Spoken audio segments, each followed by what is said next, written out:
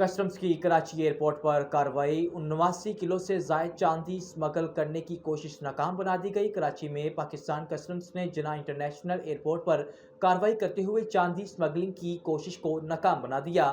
Customs حکام کے مطابق کسٹمز نے ہانگ کانگ سے آنے والے 3 پارسل سے 89.18 کلو گرام چاندی برآمد کی گئی۔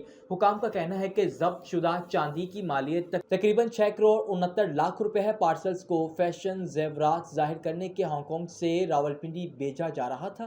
ادھر چلاس لینڈ سلائیڈنگ کی زد میں آ کر 6 گاڑیاں دب گئیں، 2 گاڑیاں دریا میں جا گریں اور چلاس میں لینڈ سلائیڈنگ کے باعث 6 گاڑیاں دب گئیں۔ یہ واقعہ چلاس کے مقام گندلو پر پیش آیا، جہاں لینڈ سلائیڈنگ کی زد میں آ کر 6 گاڑیاں دب گئیں جبکہ 2 گاڑیاں دریا میں جا گریں۔ SMS ریجنل کے مطابق ریجنل ہیڈ کوارٹر اسپتال میں ایمرجنسی نافذ کر دی گئی۔ ریسکیو کی 3 گاڑیاں اور 7 اہلکار آپریشن میں مصروف ہیں۔ اور ادھر بالی ووڈ کے مشہور اداکار پریم چوپڑا کی طبیعت ناساز، اسپتال منتقل۔ بالی ووڈ کے سینئر اداکار پریم چوپڑا کو سینے میں تکلیف کے سبب ممبئی کے لیلواتی ہسپتال میں داخل کرا دیا گیا۔ بھارتی میڈیا رپورٹس کے مطابق 92 سالہ اداکار پریم چوپڑا کو وائرل انفیکشن، دل کی بیماری اور بڑھتی عمر کے حوالے سے پیچیدگیاں سامنے آنے کے بعد اسپتال میں داخل کرایا تھا۔ بھارتی میڈیا کا بتانا ہے کہ پریم چوپڑا گزشتہ 2 روز سے اسپتال میں داخل ہیں۔ بڑھتی عمر کی وجہ سے ان کی طبیعت میں بہتری سست روی سے آ رہی ہے۔ بھارتی میڈیا رپورٹس کے مطابق پریم چوپڑا اسپتال میں داخل ہونے کے بعد سے ہی ڈاکٹرز کی نگرانی میں ہیں، تاہم انہیں ICU منتقل نہیں کیا گیا۔ امید ہے جلد ہی انہیں اسپتال سے بھی ڈسچارج کر دیا جائے گا۔ دیکھیں ATM مشین سے جعل سازی سے پیسے نکلوانے والے گروہ کو سزا سنا دی گئی۔ لاہور کی بینکنگ جرائم کورٹ نے ATM مشین سے جعل سازی سے پیسے نکلوانے والے گروہ کو جرم ثابت ہونے پر سزائیں سنا دی ہیں۔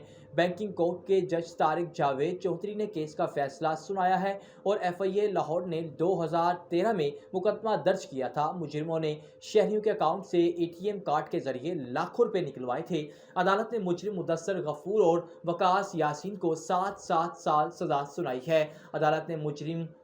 عدالت نے مجرمہ مدیحہ غفور کو 16 سال قید کی سزا سنائی۔ مجرموں کو فیصلے کے بعد کمرہ عدالت سے ہی گرفتار کر کے جیل بھجوا دیا گیا۔ اور ادھر اسلام آباد میں خودکش دھماکے کے بعد لاہور میں سیکیورٹی ہائی الرٹ کر دی گئی۔ اسلام آباد میں خودکش دھماکے کے بعد لاہور میں سیکیورٹی ہائی الرٹ کر دی گئی۔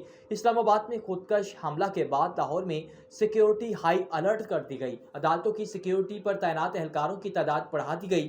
ماتحت اور اعلیٰ عدالتوں کے ارد گرد پولیس پیٹرولنگ بڑھا دی گئی ہے اور پولیس کے مطابق شہر کے داخلی اور خارجی راستوں پر کارروائیاں جاری ہیں اور چیکنگ بھی۔ انٹری پوائنٹس کی کلوز سرکٹ کیمروں سے آڈیٹنگ جاری ہے۔ مشکوک گاڑیوں کی جامع چیکنگ کی جا رہی ہے۔ شہر میں داخل ہونے والوں کے کوائف کی جانچ پڑتال کی جا رہی ہے۔